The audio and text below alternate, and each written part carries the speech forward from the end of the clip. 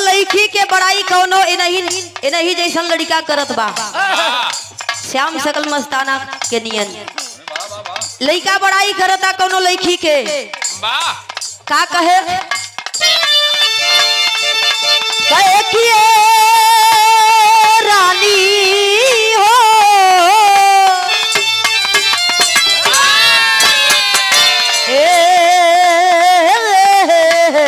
करे जा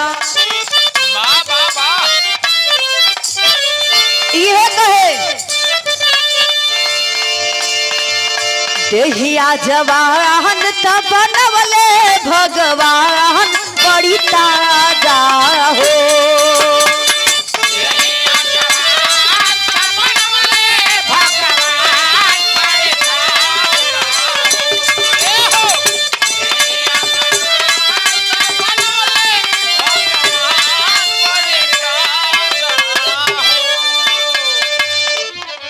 आप सम्मानित बाबूजी माननीय प्रेम नेवढ़िया लालगंज मिर्जापुर के सरजमी से और शानदार 100 रुपए दे करके नवाजे हैं बाबू को। सादर जय भीम नमो बुधाय करती हूँ, जय संविधान करती हूँ।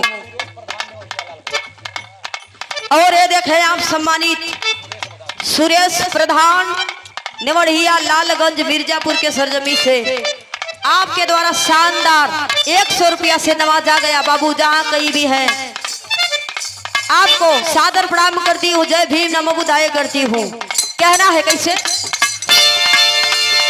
लड़का कहा था देहिया जवान तब बनवले भगवान बड़ी ताजा हो।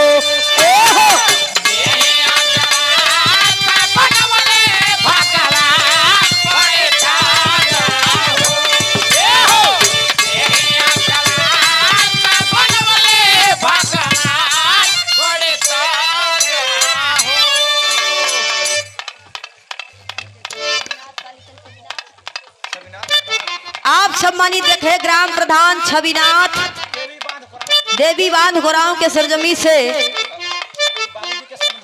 और स्वर्गीय बाबूजी के समधी जी हैं आप, और आपके ओर से शानदार 200 रुपए से महान आशीर्वाद दे करके नवाजे हैं। सादर जय भीम नमो बुधाय करती हूँ आपको। कहना है लड़का कहे देहिया जवान तब बनवले भगवान बड़ी ताजा हो।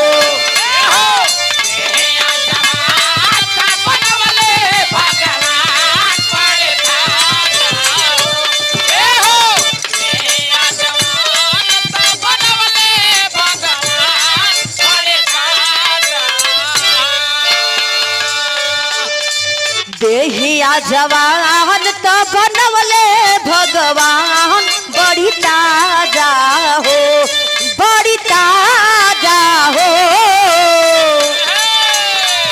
सब लड़की कहता हेलो भाग से मिलेला ऐसन, भाग से मिलेला ऐसन चिकन समान मोरे राजा हो।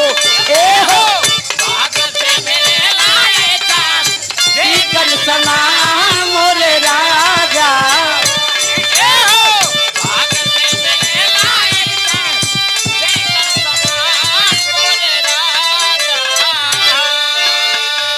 तब से देखे कौनो दुल्हन अपना दुल्हा के बड़ा बुराई बतियावता के हमरे में कौन कमी बा के मोना दूसर रख के मजा लेत हो।